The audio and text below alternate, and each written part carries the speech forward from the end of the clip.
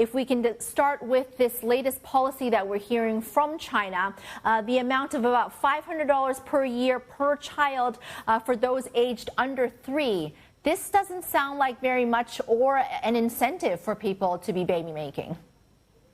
Not at all. And I don't think it's even going to make a dent. I mean, I think a policy like that is just for show, but the government understands very well that this is a tide that they cannot address directly, but they have to appear as if they're doing something.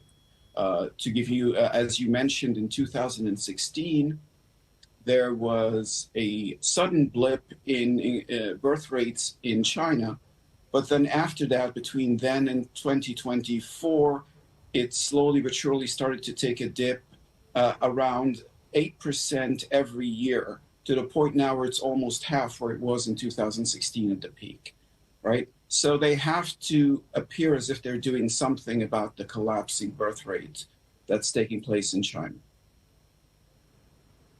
We talk about consumption and the need to boost it in China. Do you think that could that'll do or make any difference in this regard, the $500 per year or $1,500 in total? I don't, the picture that we see for consumption in China for the long term, we believe is not very rosy. I mean, you may see a blip here or there, but for the very long term, I don't believe that consumption is going to be a driver or a major driver of growth in China as the government would like it to be, even with such subsidies in place, etc.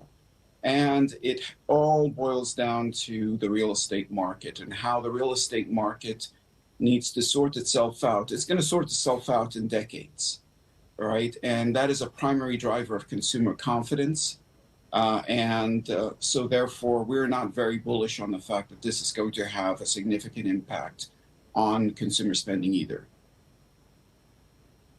So you bring up a good point about the housing. I mean, in order to have a family, you need to be able to house the family, and to be able to buy the property is another thing. Of course, these are structural issues. The cost of housing, the cost of education, all of these are issues that need to be addressed by the Chinese government. In terms of the property space and the struggling real estate market, what can be done there? Nothing other than the fact that you need to let it flush itself out and for prices to stabilize. And we're starting to see a little bit of a bottom in cities like Beijing and Shanghai. But it's going to take a very long time for tier 2 and tier 3 cities, right, to flush all the extra inventory out. And that's a pretty long time for us or for the Chinese consumer to feel good. There's another factor as well, which is youth unemployment, right, which is at a high rate and definitely hitting hard at consumer confidence, right?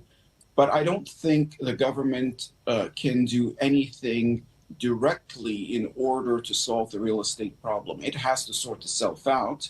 And in order for it to do so, it's going to be taking decades. And people also have to get married, and I'm looking at a statistic here that fewer people are getting married in 2024. 6.1 million couples registered for marriage, and that was down 20% year over year.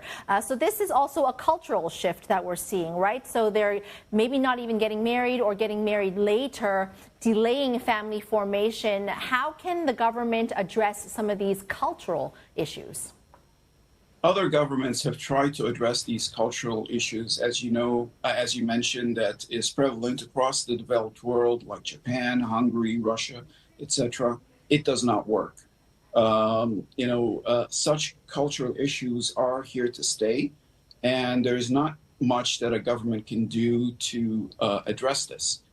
You need to compound that with the fact that the rate at which China is urbanizing, right, 2/3 now have urbanized, and the number continues to tick up, is a very big factor in this whole idea of shifting your cultural beliefs or norms and delaying marriage and focusing more on work, etc., and trying to buy real estate, etc. So I don't think there's much a government can do there either.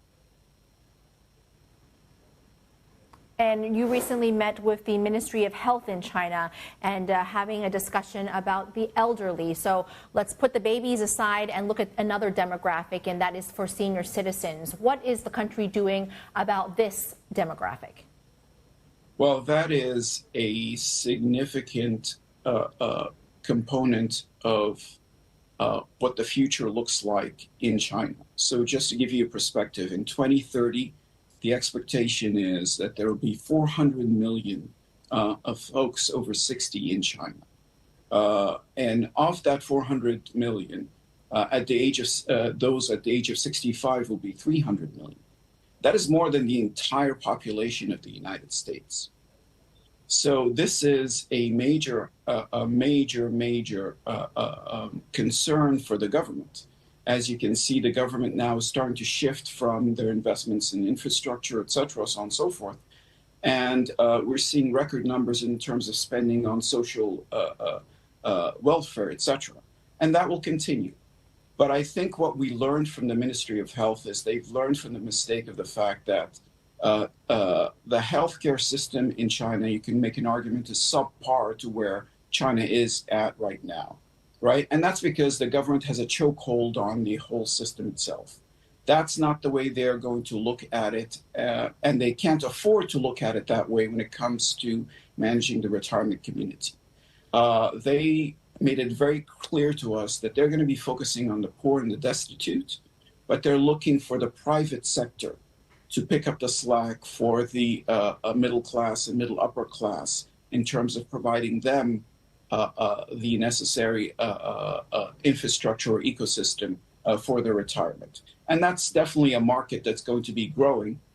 One area of China that's definitely going to be an area of growth and investment. But there's no question about it that the strain is too significant for the government to once again play the leading role in that area.